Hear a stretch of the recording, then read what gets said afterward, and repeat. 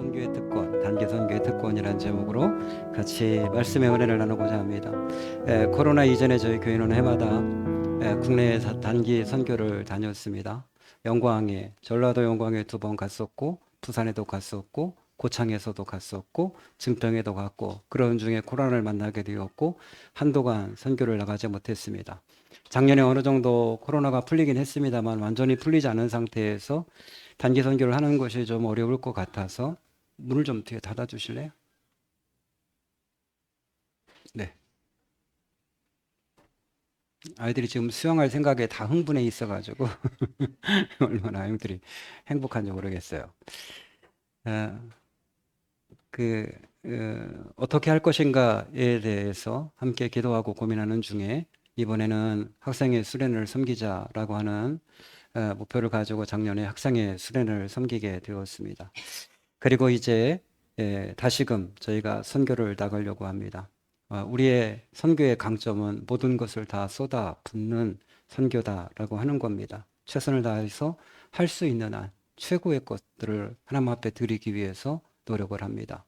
2박 3일 동안 저희들은 그 어떤 개인적인 이익을 취하지도 않습니다. 좋은 숙소를 찾아가거나 아니면 뭐 차나 음식을 저희들이 시켜 먹거나 아니면 그곳의 지역에 유명한 관광지를 한번 둘러보거나 맛집을 찾아가거나 하지도 않습니다. 그저 오로지 그 교회가 원하는 대로 하나님께서 기뻐하시는 대로 이제 전도하기 위해서 최선을 다해서 섬기고 돌아오게 되어집니다. 그러니 가장 큰 결실은 선교를 다녀오고 난 이후에 저희가 섬겼던 교회 목사님, 사모님이 감동을 하시고 그분들의 인식이 바뀌어진다라고 하는 것이죠. 이번에 저희 교회 선교에 함께 동참하는 교회 가운데에 부산 참사랑 소망교회가 있습니다. 그분께서 그 목사님께서 선교가 끝나갈 말미에 그런 말씀을 하셨습니다. 사실 본인은 저희 교회에 와서 선교가 저희 교회가 본인 교회에 와서 선교하는 것을 별로 원하지 않았답니다. 뭐 그런 생각이 들겠죠. 또 와야 뭐가 있겠어. 이런 생각이 드셨겠죠. 사모님이 워낙 열정이 넘치시는 분이라 밀어붙이셨습니다. 저희들의 광고를 보고 저희들을 초청하셨고 저희들이 그 교회에 가서 2박 3일을 섬겼습니다. 목사님께서 저희들의 섬김을 모습을 보시고 감동을 받으셨습니다. 그리고 나서 함께 하길 원하셨고 이번에 익산으로 부산에서부터 오시게 되었습니다. 본인만 오시는 것이 아니라 집사님도 오시고 또 아시는 목사님 부부까지도 이야기해서 그분들도 함께 같이 참여하기로 그렇게 하셨습니다. 결국 저희가 쏟아부는 모든 열정과 땀의 결실의 열매가 아닌가 그리 싶습니다. 만약 우리가 정말 선교하는 동안에 우리가 다른 곳에 마음이 빼앗긴다면 우리가 조금 더 편안하고 좋고 쉬고 이런 곳에 마음을 빼앗겼다고 한다면 그분들의 마음을 감동시키지 못하지 않았을까 그런 생각들을 하게 되어지는 겁니다. 저희가 땀 흘리는 모습, 최선을 다하는 모습, 불편한 시설에도 불평하지 않는 모습, 주어진 환경 가운데서 어떻게든지 한 사람이라도 더 챙기려고 하는 그 모습이 그분들의 마음을 움직이고 하나님의 마음을 감동시켰다. 예, 그리 믿습니다. 그러나 우리는 현실적인 문제를 우리가 모르는 것도 아닙니다. 단기 선교를 준비하면서 저는 요나를 묵상하게 되었습니다. 하나님께서 요나 선지자에게 너는 니느웨의 그 아수르의 수도 니느웨에 가서 복음을 전하라 라고 말씀하셨습니다. 니느웨라고 하는 나라가 어떤 나라입니까? 수시로 그 이스라엘 나라를 쳐들어와서 괴롭히고 죽이고 강간하고 빼앗아가고 했던 그런 민족입니다. 나중에 북이스라엘이 망한 것도 결국은 아수르에 의해서 멸망하게 되어집니다.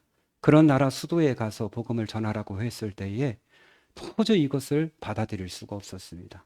그래서 요나는 몰래 배를 타고 정반대 방향으로 도망가게 되었습니다.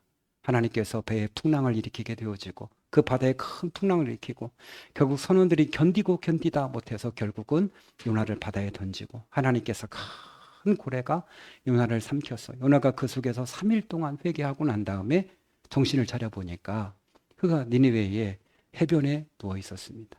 그리고 그는 가서 하루 동안 복음을 전하게 됩니다.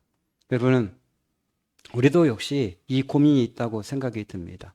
우리는 교회적으로 보더라도 개인적으로 보더라도 우리도 전도할 수 없는 핑계를 댄다면 얼마든지 핑계할 수 있다고 생각해요. 하나 우리가 선교 갈 수 없는 이유가 너무 많습니다. 얼마든지 얘기할 수 있다고 생각을 합니다. 저희 교회 크지 않습니다. 저희도 아직 이렇게까지 가서 뭐 우리 어른들을 파마하거나 뭐 이렇게 행사를 하거나 전도하거나 아직 그렇게 하지도 못했습니다. 또 주변에 교회가 없는 곳, 적북이라든지 산막이라든지 안신골이라든지 이곳에 가서 저희들이 제대로 이렇게 모든 것들을 준비해서 한 적이 없습니다. 왜 예배 중간에 움직일까?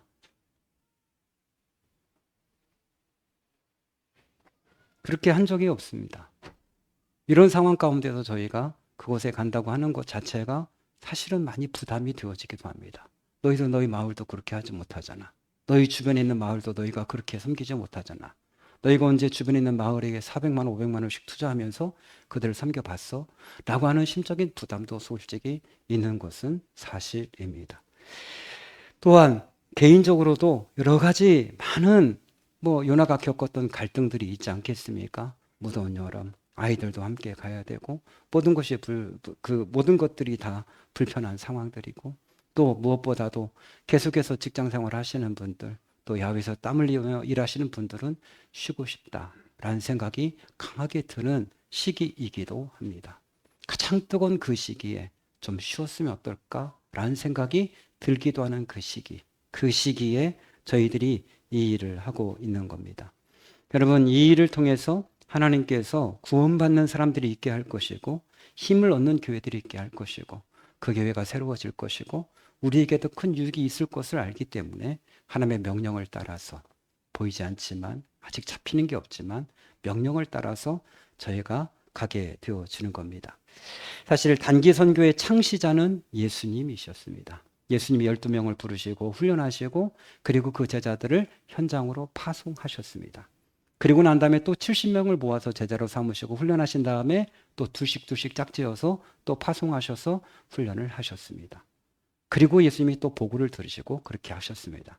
12명을 파송할 때도 70명을 파송할 때도 너희는 다른 곳으로 가지 말고 이스라엘의 잃어버린 양떼를 위해 가라. 그렇게 말씀하셨습니다. 너희들이 이방 땅으로 가지 마. 이스라엘 벗어나지 마. 그냥 여기에서만 전도해. 이렇게 말씀하셨습니다.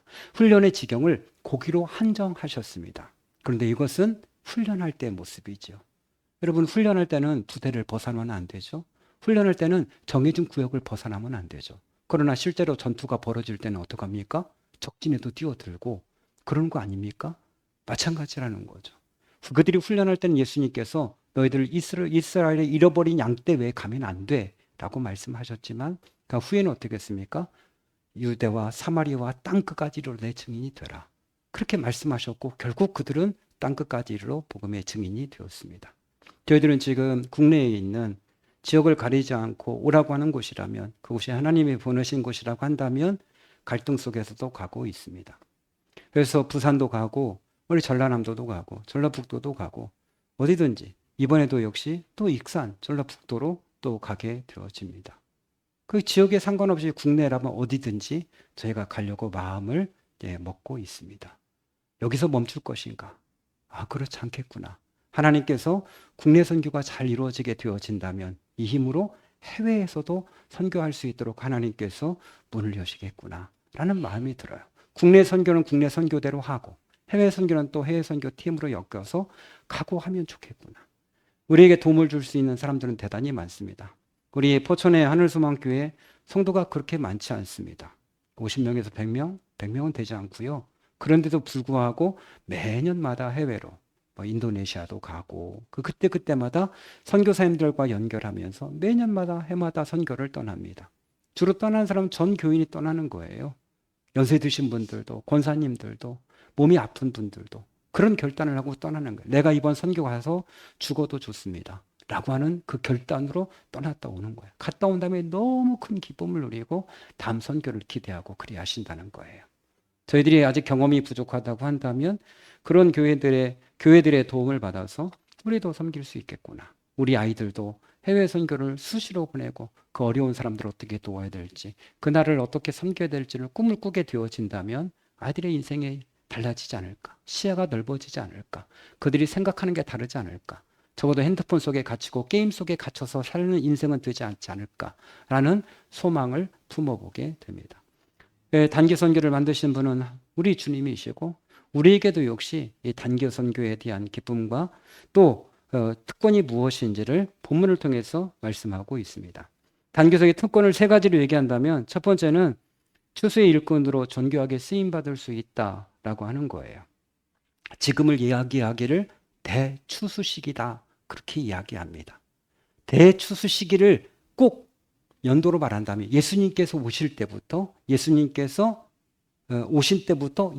오실 때까지 이 기간 우리가 볼 때는 몇 천 년이지만 우리 영원하신 하나님이 보실 때는 매우 짧은 기간이야. 하루가 천년 같고 천년이 하루 같은 그분께는 이 시간은 매우 짧은 시간이에요. 다시 예수님이 오실 때까지 그 기간을 대추수 시기, 구원받을 모든 영혼들을 다 구원할 수 있는 시기 이렇게 보고 있는 거죠. 근데 이 시기에 부족한 것이 있는데 그건 일꾼이 부족하다. 그렇게 말씀을 하셨습니다. 우리는 농부의 심정을 조금 이해하면 하나님의 심정을 이해할 수 있습니다. 비는 온다고 하죠. 이거 나락은 추수해야 되는 거죠. 그런데 사람은 없죠. 아무리 이쪽 저쪽 전화 돌려봐도 얻을 수 있는 사람은 없죠. 속이 바짝바짝 차 들어가는 농부의 심정이 있는 거죠. 일꾼을 아무리 구해도 돈을 준다고 해도 오지 않고 구할 수도 없고 지금은 그래도 외국인 노동자들이 많이 들어와서 예전보다는 구하기가 조금 쉬워지긴 했어요. 그래 한때는 구하는 게 너무 어렵죠. 여러분 저희 어릴 때도 그 노동력이 많이 필요했던 농사가 아니었습니까? 그때는 다 일일이 모를 손으로 쪘어요. 그죠? 다 찌고 무슨 지푸라기로 묶고 그것을 비닐에다가 실어가지고 끌고 가서 큰 논은 소가 끌고 가면 중간중간 던지고 좀 작은 논들은 비닐에다 다 싣고 그걸 끈으로 매가지고 사람이 끌고 가가지고 그리고 중간중간 모를 다 이제 모내기를 해 놓는 거죠. 그러고 나면 사람들이 많이 모여서 일렬을 쭉 이제 쓰게 돼요.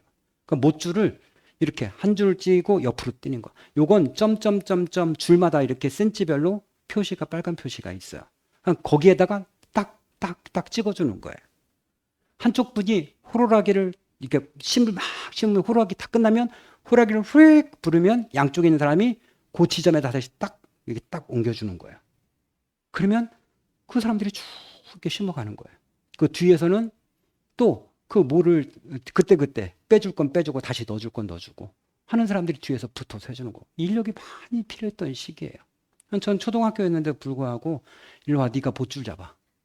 그래가지고 호루라기를 부를 때 재빠르게 딱 빼가 팽팽하게 딱 해야 되는 거예요. 근데 그게 조금 느슨하고 그러면 가진 아저씨들이 막 이러는 거예요. 저는 하다가 쫓겨났어요. 지금 생각할 때는 단순하잖아요. 그냥 그거 빼가지고 그 다음 손에다가 딱 해요. 그럼 저쪽은 선이 없어요. 그냥 그 간격 보고 짐작으로 그쪽은 전문가가 하는 거고 한쪽에 그냥 선에 따라서 딱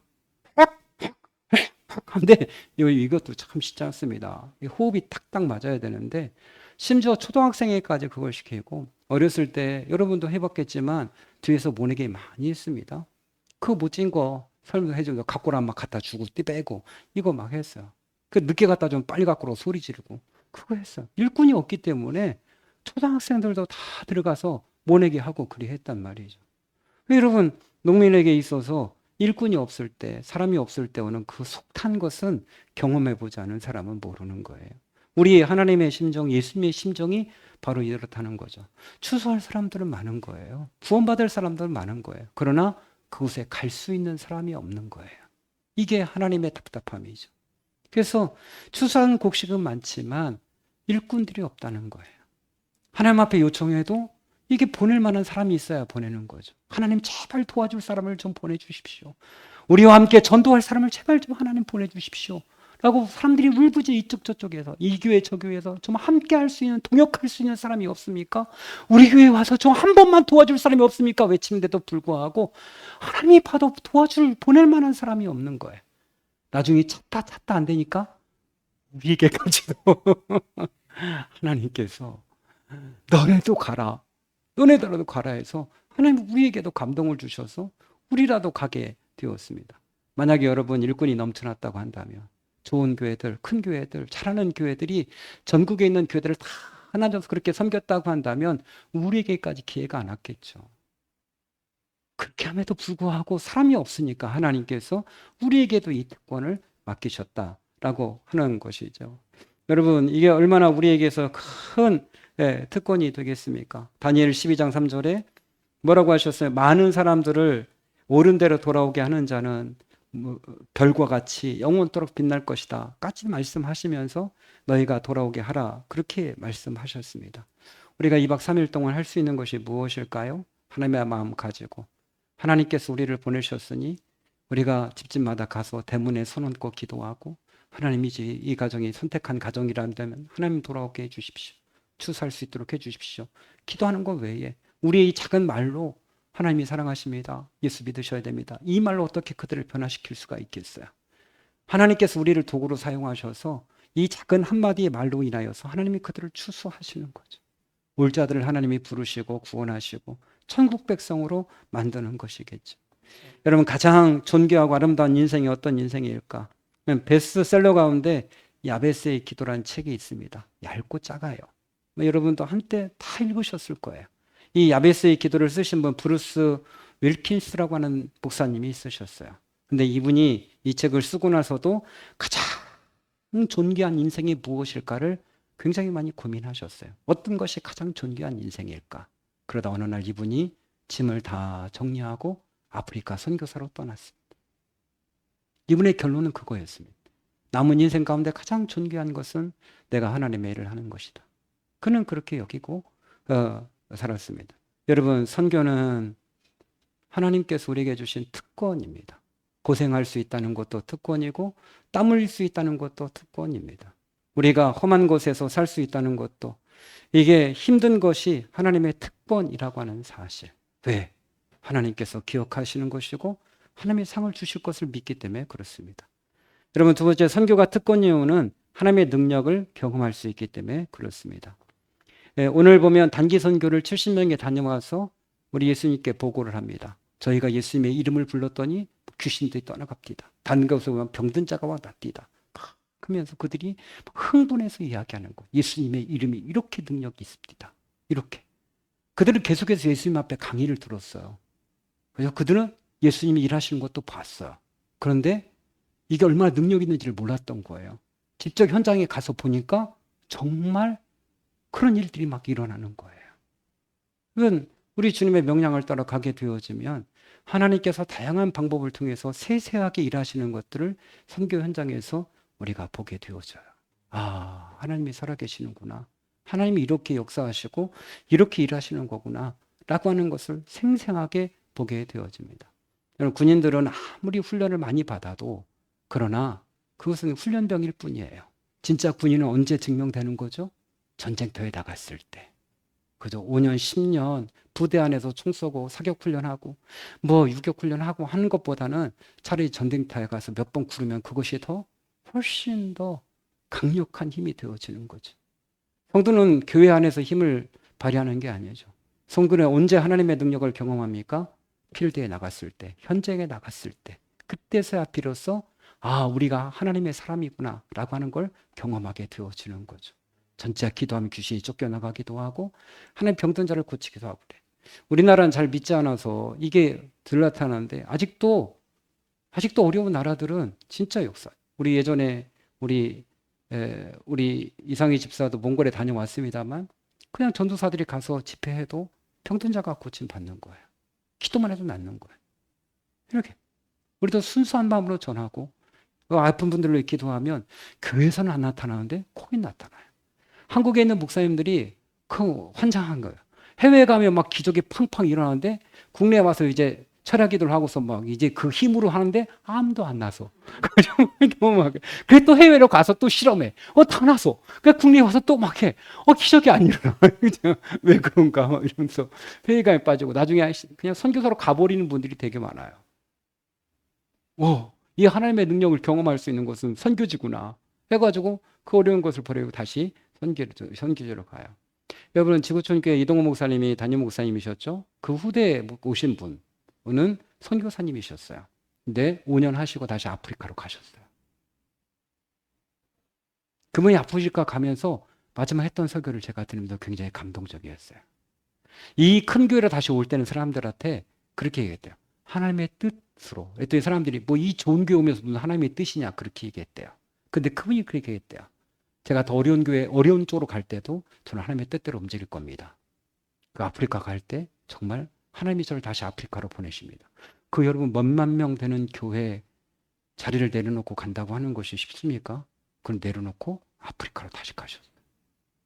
그 현장의 맛을 잊을 수가 없는 거예요. 그 현장 가운데 생동한 역사하시는 그 세세하게 일하시는 그 하나님을 잊을 수가 없는 거예요. 여러분 우리 네로놈이라는 책을 쓴 선교사님 이야기, 꼭 거기에 보면 몽골에서 있었던 많은 이야기 하잖아요. 한 자매가 전 재산과 같은 소를 잃어버렸어요. 그런데 이 자매 예배 시간이 다 돼서 그걸 포기하고 와서 예배를 드렸어요. 그리고 교회를 나갔더니 교회 앞에 그 소가 기다리고 있었어요. 이런 기적을 경험한 거예요. 하나님이 그 소를 교회 앞에다 갖다 놓은 거예요. 그런 말도 안 되는 기적의 경험들이 선교 현장에 나타나는 거예요. 우리도 역시 마찬가지죠. 그곳에 가서 하나님이 어떻게 채우시고 일하시고 공급하시고 세밀하게 맞춰 가시는지 우리가 보게 될 거예요. 선교를 참여하시는 분들은 몇 분이 참여하는지 대충 알지만 여기 참여하시지 않는 우리 노년부들은 목사가 그곳에 6명이 모이게 되어져요. 우리 수원에서 한 번 오고, 그죠? 그 다음에 부산에서 목사님 2분 오시고, 김덕공 목사님 오지 말라고 했는데 결국 오게 돼서 또 오게 되어지고, 저 있고 그 교회 목사님이 있고, 하나님이 모으시는 거, 어떻게 세밀하게 일하시는지 생생하게 우리가 그것을 보게 될 거예요. 이게 선교의 특권이다. 하나님이 이렇게 정말 이 전도를 이렇게 기뻐하시고 이 선교를 이렇게 기뻐하시는 거구나 라는 걸 생생하게 볼 수 있는 그 현장이라고 하는 사실이죠. 여러분, 선수는 언제 가장 빛나는 거죠? 필드에 있을 때, 경기장에 있을 때예요. 가끔 여러분 이렇게 우리가 뭐 프리미어 보고 이렇게 하면 이제 막 뛰다가 그 선수가 좀 지치고 그러면 감독이 부르잖아요. 선수 교체하잖아요. 그럴 때 그 선수 어떻게 합니까? 아, 나 이제 안 한다. 이렇게 하고 들어간 선수 보셨습니까? 감독하고 인사도 안 하는 데도 많아요. 가면서 물통을 팍 차고 막, 그죠? 그런 선수 되게 많아요. 뭐 분노하는 거예요. 난 더 뛰고 싶은데만 못 뛰어. 그 중간에 뛰다가 부상당하는 선수들, 쩔룩거리며 나가면서 막 울어요. 아니, 그 나이 먹은 애들이. 걔들은 하나하나 다 재벌이에요, 여러분. 수백억, 수천억을 걸 가지고 있는 애들이에요. 우리가 볼 때는 그냥 반바지 입고 뛰니까 쟤들 별거 아니야 이렇게 생각하시면 안 돼요. 뭐 방망이 들고 휘두르는 저거 아무것도 아니. 아니, 그렇지 않아요. 다 수백억, 수천억짜리들 그 재벌이에요. 그런데도 부상이 막 울어요. 못 뛰는 거에 대해서 막 울고. 그래요. 이번에 코파 아메리카 할 때도 메시가 중간에 나오게 됐어요. 그 가서 벤치에 앉아고 메시가 막 울어서. 보셨습니까? 메시가 막 울어요. 그 순진해서 우나요? 메시는 큰 재벌이에요. 그래도 경기장에 뛰지 못하는 거에 대한 그 안타까움이 있는 거예요. 얼마 전에 우리 김하성 선수가 부상을 살짝 당해가지고 못 나왔어요. 근데 대타로 나온 김하성 대신 이제 출전한 선수가 펄펄 나른 거예요. 홈런을 막 때리고 막. 그래가지고 김하성이 막 속이 바짝바짝 타가지고 막. 왜냐면 잘못하면 자리를 뺏기거든요. 자기 자리를. 그러니까 속이 바짝바짝 타가지고 금방 털고 나왔어요. 언제 증명돼? 그 현장에 있을 때 그 맛을 잊을 수 없는 거예요. 여러분, 왜 선교사들이 다시 선교제로 갑니까? 왜 우리가 단기 선교로 갑니까? 힘들고 어렵죠. 그럼에도 불구하고 하나님의 역사하심을 그 현장에서 볼 수 있다는 거예요. 지나고 나면 아, 하나님이 그렇게 역사하셨구나. 이걸 경험할 수 있는 특권을 누린다는 거예요. 세 번째 하나는 영생을 내가 얻었다는 기쁨을 누리게 되는 거죠. 오늘 말씀에 보면 단기 선교하고 70명이 돌아와서 막 이런 일이 있었습니다. 막 귀신이 쫓겨나고 막 이랬습니다. 막 자랑을 해요. 그 예수님께서 거기다가 찬물을 쫙 뿌려요. 너희들 그거 때문에 기뻐하지 말고 너희 이름이 하늘에 기록된 것을 인하여 기뻐하라. 이렇게 얘기해요. 이게 무슨 얘기일까요? 너희들이 나타나는 그 현상 자체는 뭐다? 너희가 하나님의 자녀가 되었다는 증거고 너희가 하늘의 시민이라는 건 증거다. 그러니까 너희들이 그 본질, 너희들이가 하나님이 함께 하시고 너희가 구원받았다는 그 사실에 집중해. 그게 너희들에게 가장 큰 소득이고 기쁨이다. 이거 왜? 선교제 나가서 아, 주님이 우리 교회를 정말 사랑하셨구나. 이거 확인하는 거예요. 주님이 우리 교회와 함께 하셨구나. 주님이 우리 개인을 쓰시는 거구나. 우리 한 사람 한 사람을 쓰시고 하나님이 나를 이 일을 쓰시는 거구나. 이걸 확인하는 거. 나는 하나님의 사람이었구나. 나는 구원받은 사람이구나. 이걸 현장에서 확인하는 거예요. 그 예수님이 그 얘기를 하고 있네. 너희들이 그 기적을 막 일어나고 이것은 너희들이 이미 하늘에 너희들이 이미 기록된 거다. 그러니까 그것 때문에 기뻐해라. 이거죠. 그게 뭐 사람이 몇 명 모였어요. 그게 뭐 이렇게 중요해요. 중요한 건 뭐죠? 하나님 우리를 쓰셨다는 거. 하나님 나를 아직 사랑하고 계시네. 나를 구원하셨네. 이거 기억하는 거죠. 여러분, 목적이 이끄는 삶 저자 리 고레 목사님이 일생을 사는 동안 결코 잊지 말아야 될 것에 대해서 말했는데 그의 말은 그거예요. 선교는 주님의 마지막 제안이 아니라 마지막 명령이다. 그렇게 말씀하셨어요. 마지막 명령. 이거래요. 오늘 그 명령을 실행하려고 그래요. 우리도 이제 연세 드신 분들도 다 함께 움직이시고 가시고 가도 계시고 노인분들하고 말하고 계시고 그죠? 안 되면 노인정에 가서 이야기하시고 하실 수 있어요. 여러분 장애가 굉장히 여러 개 많이 있어요. 우리 교회 시설이 아니다 보니까 시설을 사용하는데도 어려움이 있고 심지어 냉장고가 부족해요. 저희들이 닭을 125마리 삼계탕 닭을 준비했는데 그걸 보관할 곳이 없어요. 미리 가져갈 수도 없어요. 너무 뜨거워서. 그 막 머리를 쓰고 쓰다가 그 닭을 김덕군 목사님의 교회 옆에 있는 방앗간으로 보내요. 그 방앗간에서 그 큰 냉장고에 저장고에 저장했다가 김덕군 목사님이 금요일 날 점심 때 그걸 가지고 와요. 그럼 이제 그걸 손질해 가지고 그걸 보관할 데가 없어요. 그 마을에 저온 창고가 있냐 물어봤더니 그 마을엔 저온 창고가 없대요. 아니 200가구가 되는데 저온 창고가 없나? 우리 동네에는 다 있어.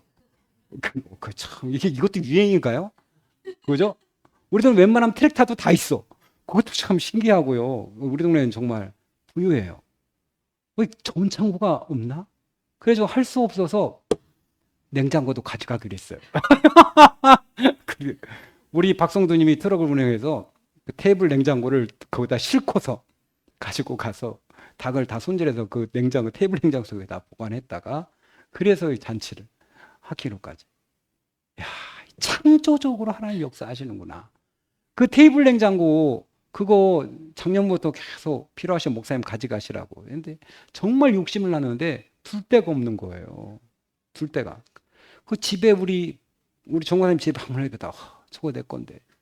그러면 저 테이블 냉장고 내 건데 우리 주방이 좀만 더 크면 갖다 놓을 텐데 테이블 냉장고 뭔지 아시죠? 이렇게 생겼는데 밑에 문에 냉장고예요. 그리고 위에다 이제 요리도 하고 그거 쓰는 거예요.